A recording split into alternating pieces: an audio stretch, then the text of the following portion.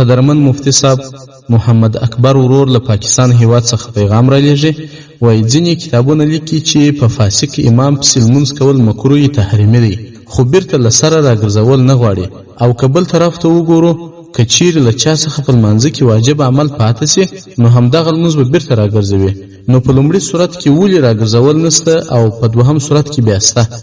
نو محترمه، د مسئلې تفصیل دا دی، یو د لمانځه بنیاد دی، کیفیت یې دی، او بل په لمانځه کې نقصان راتلل دي، دا سره جدا دي. هغه چې یو څوک په فاسق امام پسې لمونځ کوي، هغه خو د لمانځه په بنیاد او په دغه کیفیت کې تغییر او نقصان نه پیښیږي، نه راځي.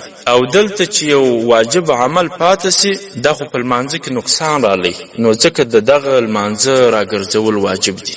او بل خبره دا ده چې د خدای رسول فرمایلی دي چې تاسو په هر فاسق او فاجر پسې لمونځ کوئ، او د بیا راګرځولو خبره یې هم نه ده کړې.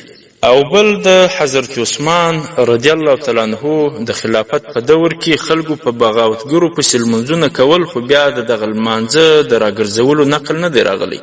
نو دا خپل د علیه الصلاة والسلام په فرمودې باندې دا یو اجازه سوه، دا یو نص ثابت سو.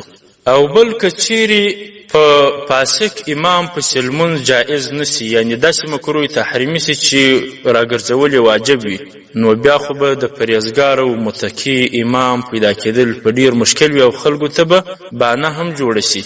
هغه خلک چې په نیکو اعمالو کې کمزوري وي، د دین په احکامو کې کمزوري وي، بیا به هغو ته دا بانه پیدا سي چې نن سبا خو یو داسې پرهیزګار او متقي عالم نسته چې زه لمونځ پسې وکم، نو ډیر خلک به بې جماعته پاته سي.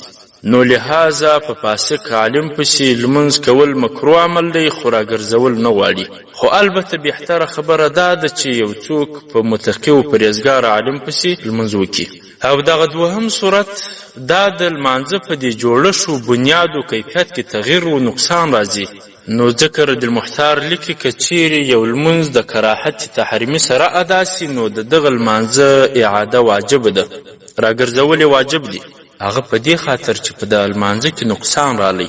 رد المحتار اول ټوک او صفحه 450 همدا راز احسن الفتاوا وهم ټوک او صفحه 603